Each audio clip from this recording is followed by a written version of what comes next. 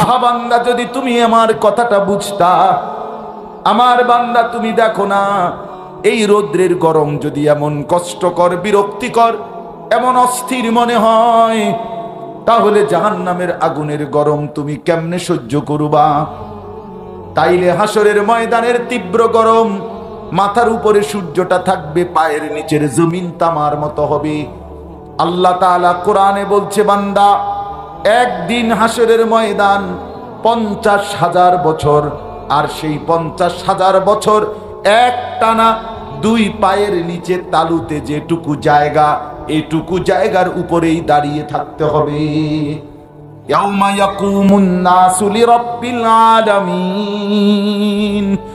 আল্লাহ বলে, বান্দা, সেদিন কিন্তু দাঁড়িয়ে থাকতে হবে, দাঁড়িয়ে একটা সেকেন্ড। নবী বলেন, হাসরের কঠিন ময়দানে এক সুতা সামনে যাবে না, পিছনেও যাবে না, ডানেও ফিরবে না, বামেও ফিরবে না, 1 ইঞ্চি নড়াচড়া করতেও পারবে না।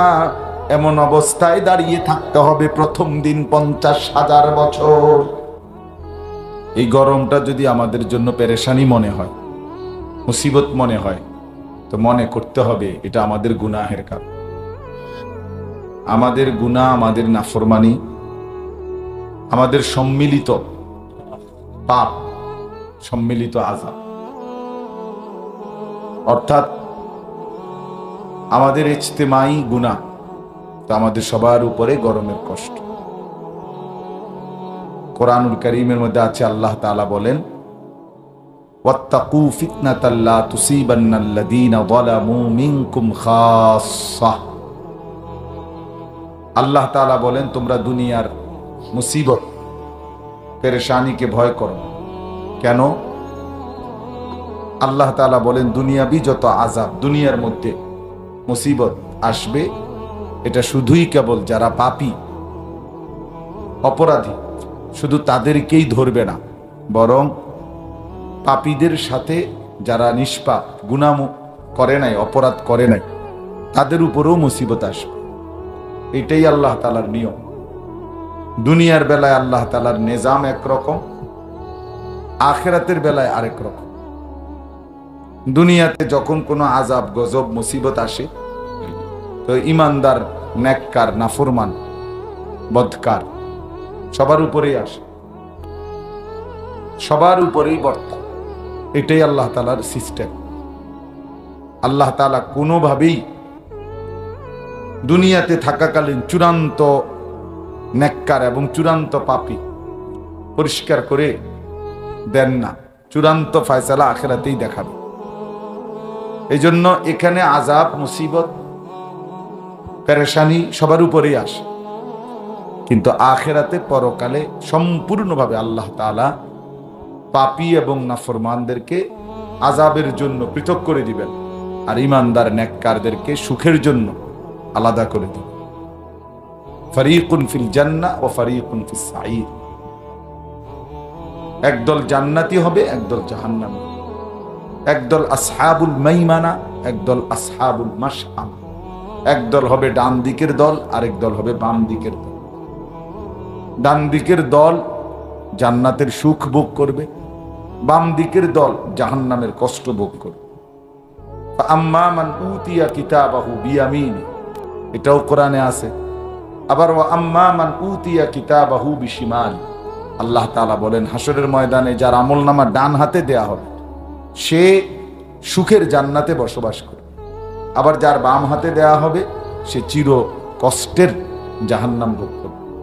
তাইলে এই কথাটা স্পষ্ট যে এখনকার হিসাব একরকম, ওইখানকার হিসাব আরেক রকম। এখন দুনিয়াতে যখন কোনো ঘূর্ণিঝড় হয়, জলোচ্ছ্বাস হয়, টর্নেডো হয়, সাইক্লোন হয়, মহামারী হয়, যেমন করোনা হয়েছে, তো অনেক নেককার, নামাজি, ফরহেজগার মানুষও এতে মৃত্যুবরণ করছে। যখন কোথাও ঘূর্ণিঝড় হয়েছে, তো অনেক ভালো মানুষের ঘরও ভাঙছে, নামাজি মানুষের ঘরও ভাঙছে, বন্যায় নেককার, বদকার সবাই ডুবছে। কিন্তু কারণ গুনাহ। প্রতিটা মুসিবত দুনিয়াতে, পেরেশানি, আযাব, গজব সবটাই আমাদের গুনাহ।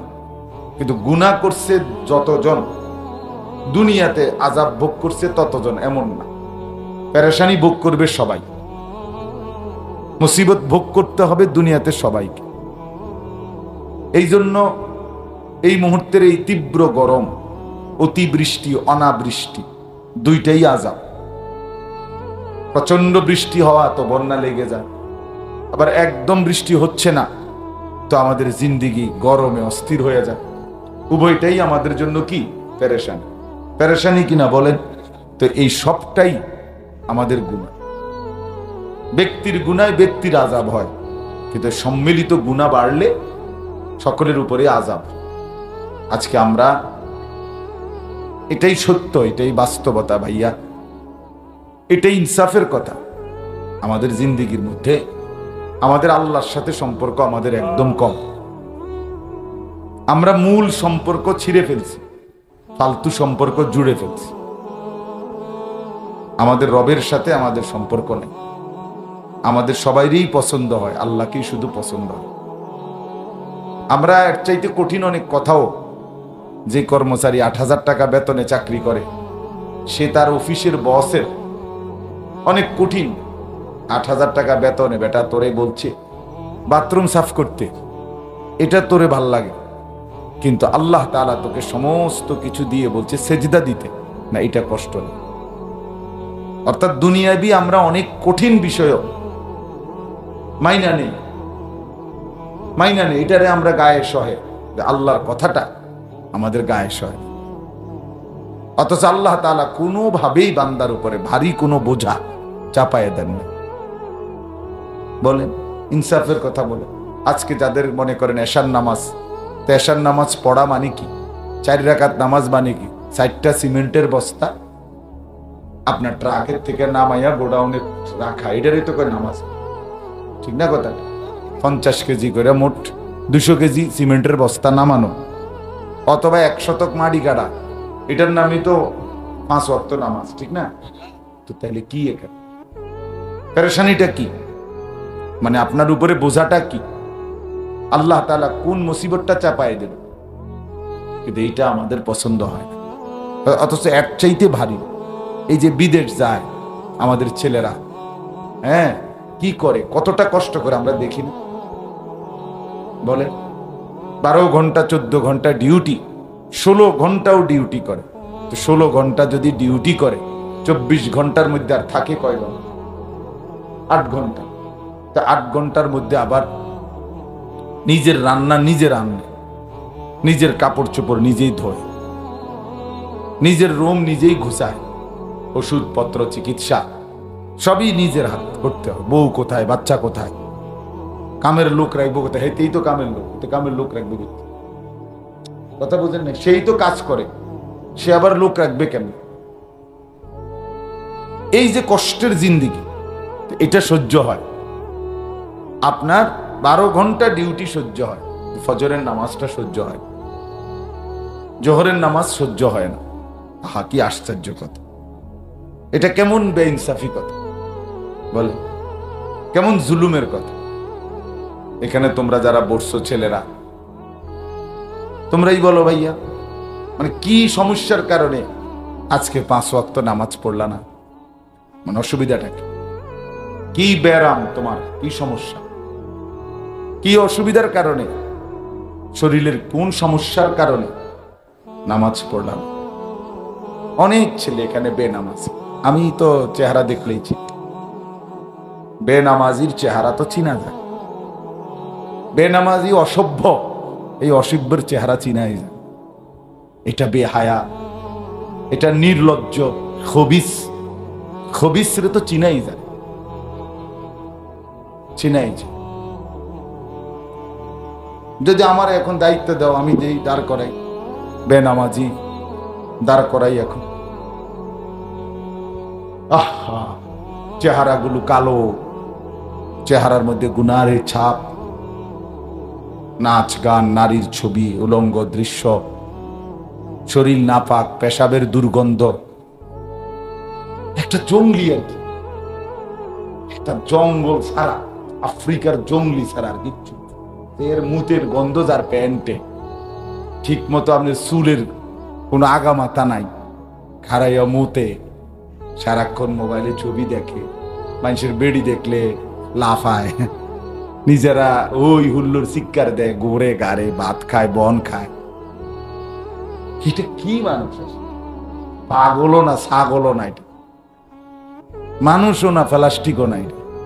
এটা কি আসে? এটা কোনো জিন্দেগি হলো মিয়া? এটা কোনো সুস্থ স্বাভাবিক মানুষ হইল বেটা?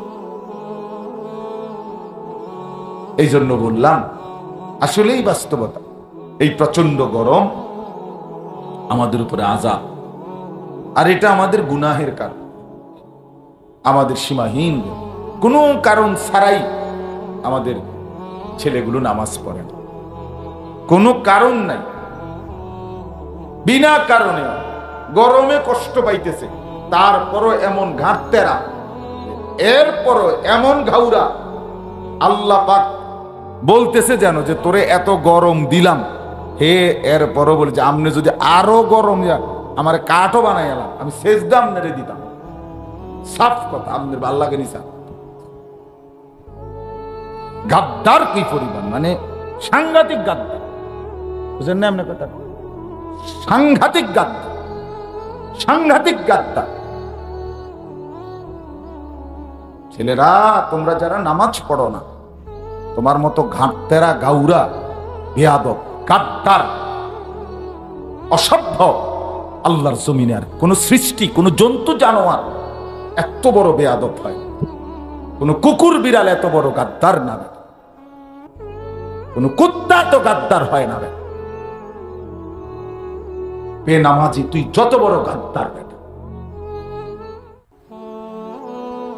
কপাল নয় না আল্লাহর সামনে যে তোকে সব দিয়েছে। এইমাত্র বললেন বেলায়েত ভাই, পৃথিবীর যে যেদিকে বলে কেউ একে প্রিয়, ওকে প্রিয়, ওকে বড়, একে বড় মনে, প্রতিনিয়ত মুয়াজ্জিন বারবার বলে না না, দুনিয়াবাসী আল্লাহু আকবার, আল্লাহ বড়। সেই বড় মালিকের সামনে যার মাথা নোয়ে না, আর নোয়ে না, তার ঘাট সাই একটা বাড়ি দিলে কি, একটা বাড়ি দিলে আসার দিয়ে তারে শক্ত একটা লাঠি দিয়ে তার ঘাটটার মধ্যে একটা বাড়ি দেওয়া হচ্ছে, তুই তো বড় ঘাটতে রাখ, এবং দিবে মনে রাখ। খুব বেশি দিন না ভাইয়া, খুব বেশি দিন না। ফেরেশতা কবরে একটা আসার দিব, প্রথম আসারেই তুমি শেষ। কবরের মাটি তোমার এমন ভাবে একটা চাপ দিবে, হাদিসে আছে, নাফরমানের কবরে এমন চাপ দিবে, এক চাপে আল্লাহ রাসূল সাল্লাল্লাহু আলাইহি সাল্লাম বলছেন, এ পাশের হাড্ডি এ পাশে চলে আসবে, এ পাশের হাড্ডি এ পাশে চলে, একদম গুঁড়া করে ফেলবে। ফাতাখতালিফ আদলাহু,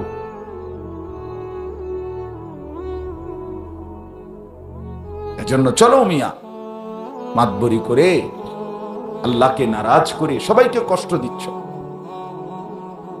গুনাহের কারণে। আজকে যত পাখি, পশু, গরু, ছাগল, কুকুর, বিড়াল, সাপ, বিচ্ছু, কীট পতঙ্গ, জন্তু জানোয়ার, আল্লাহর যত মাখলুক এই প্রচন্ড গরমের কারণে কষ্ট পাইতেছে, পাইতেছে কিনা বলে? এই সমস্ত মাখলুকাত কসম আল্লাহ এই বেনামাজি, পাপী, নাফরমানদের উপরে খোদার লানত। এক কুত্তাও বলে, বেনামাজি তোর উপরে আল্লাহর লানত, তোর কারণে আমি গরমে কষ্ট পাইতেছি। এক শুকর বলে যে বেনামাজি তোর উপরে আল্লাহর লানত পড়ুক, তোর পাপের কারণে আমরা কষ্ট পাচ্ছি। কারণ কোন চতুষ্পদ জন্তু জানোয়ারের কোনো পাপ নাই, গরু ছাগলের কোনো গুনাহ নাই, গুনাহ, কুকুর বিড়ালের কোনো গুনাহ আছে কি? নাই তো বিয়া, ওদের গুনাহ আইব কই থেকে? গুনাহ আমার, গুনাহ কার? আমার, আমার। এই গোটা সৃষ্টি, আল্লাহর জমিন প্রচন্ড গরমে কাঁপতেছে নাফরমানির কারণে। নাফরমানি কি কারণে নামাজ পড়ো না ছেলেরা? কিসের ওয়াজ? ও আমার খুব আগ্রহ, হুজুর আপনি আইতে কি ঘাস কাটমু, আমি আইলাম আর কি, তখন কিছে মানে আমি আসলাম তো এরপরে বলেন না কেন? কথা বলেন। আমার জন্য পাগল হয়ে গেছেন, ঠিক আছে ভালো, তো আমি আসছি, তো এখন কি হয়েছে? এখন কি হবে? এখন আমি আসছি, বেনামাজি ছেলেরা এখন দাঁড়াও, নামাজ পড়বা কখন বলো? এখন বলো ছেলে, ওয়াদা করো, এখন বলো কখন নামাজ পড়বা বেটা, বলো ইনশাআল্লাহ। মুসলমানের সন্তান, পৃথিবীবাসীকে তুমি কষ্ট দিবা কেন? আল্লাহরে তো সৃষ্টির লানত নিয়ে বাঁচবা কেমনে রে ছেলে?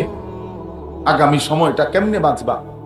আগামী 30 বছর পরে তুমি যদি হায়াত পাও, পৃথিবীর অবস্থা কেমন হবে? এক ওয়াক্ত নামাজ যদি তুমি পড়তে মন না চায় ভাইয়া, তোমার ছেলেটার কি হবে? তুমি যদি সারাক্ষণ মেয়ের ছবি দেখো মোবাইলে, তোমার বউটা কেমন হবে? তোমার একটা মেয়ে হবে যখন, আল্লাহ চাহে তো। আমার বাপের যেমন মেয়ে ছিল, মানে আমার বোন, আমারও তো এখন মেয়ে আছে, আমারও তো 2টা মেয়ে আছে।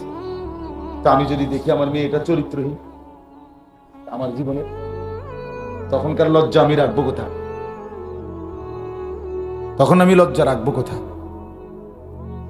বাংলাদেশে গতকালকের আগের দিন ঢাকার সবচেয়ে গুরুত্বপূর্ণ এলিট এলাকা গুলশানে মদের আড্ডা থেকে, মদের বার থেকে মদ খাইয়া মাতাল হইয়া যুবতী মেয়ে 4 জন একজন আরেকজনের মারামারি করে রাস্তায় ওপেন মানুষের সামনে কাপড় খুলে লাগছে।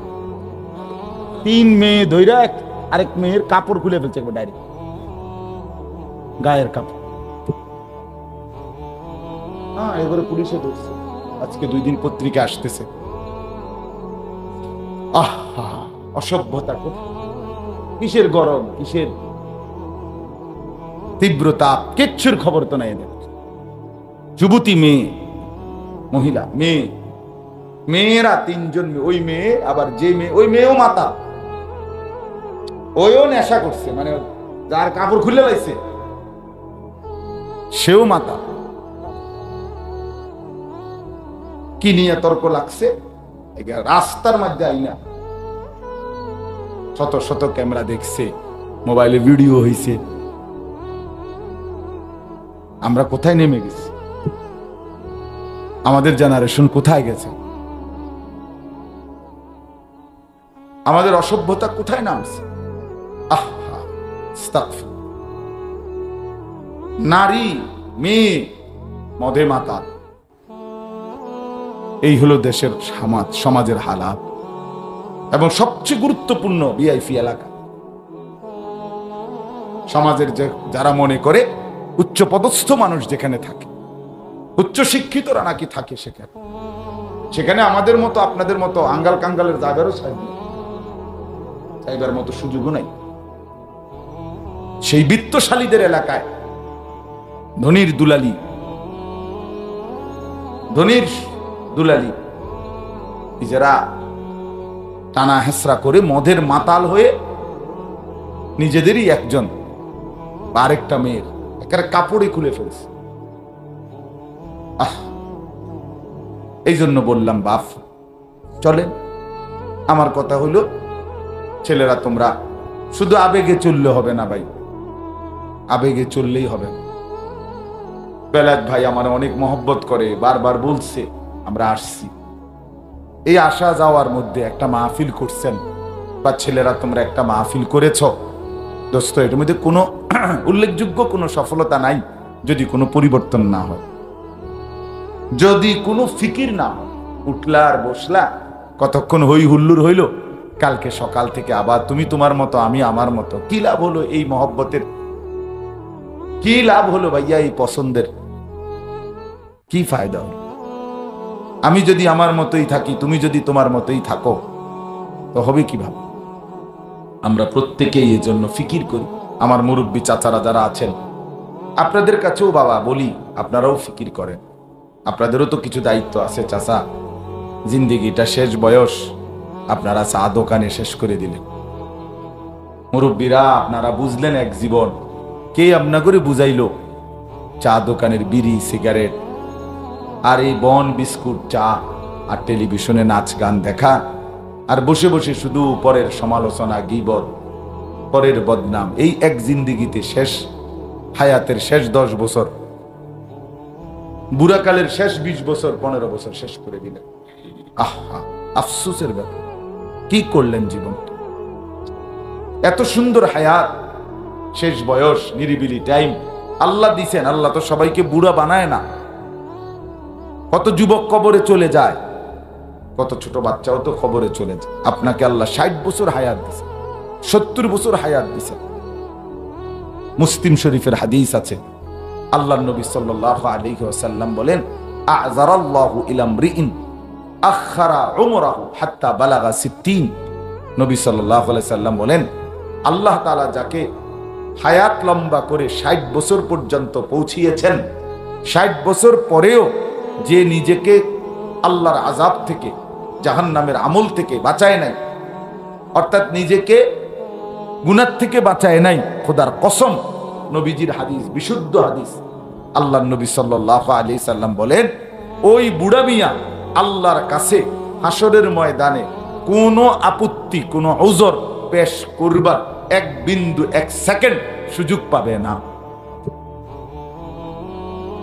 আল্লাহ তাআলা 1 সেকেন্ডের সুযোগ দিবেন। আপনি 60 বছর বয়সে আপনি বিড়িখানা ছাড়তে পারলেন না, আপনি বড় শক্ত।